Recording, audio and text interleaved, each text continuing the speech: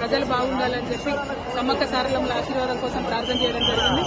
సమ్మక్క సారలమ్మ అంటేనే మరి వారి జాతి కోసం నిలబడి పోరాటం చేసినటువంటి వీరవనితలు గోవిందరాజు పడిగిరాజు ఆ వంశంలోని గొప్ప సైనికులు. మరి వారి స్ఫూర్తితోని ఇవాళ ఏదైతే తెలంగాణలో నీళ్లు నిధులు నియామకాలు అందరికీ అందనటువంటి పరిస్థితి ఇంకా ఉందో 12 ఏళ్ల తర్వాత కూడా సామాజిక న్యాయం అందరికీ దక్కనటువంటి పరిస్థితి ఉందో ఈ పరిస్థితులలో ఖచ్చితంగా తెలంగాణ జాగృతి పిడికిలెత్తుకొని తెలంగాణ జాగృతి అందరి పక్షాన కూడా నిలబడి పోరాటం చేస్తుందని తెలియజేస్తుంది. Thank you. అన్ని అంశాలు చాలా మంది ప్రజలు ఇలా భేదాభిప్రాయాలు వ్యక్తం ఏర్పాట్ల మీద వనదేవతల స్ఫూర్తి తీసుకొని అందరం కూడా జీవితంలో సమస్యలను అధిగమించడానికి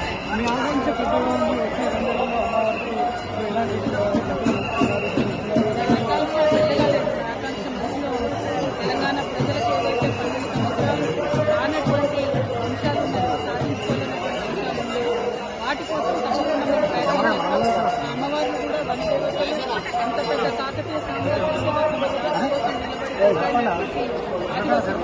కాబట్టి వారి స్ఫూర్తితోనే మేము ఖచ్చితంగా కొట్లాడతాము. వారి స్ఫూర్తితోనే తెలంగాణ పేద బడుగు వర్గాల పక్షాన నిలబడతామని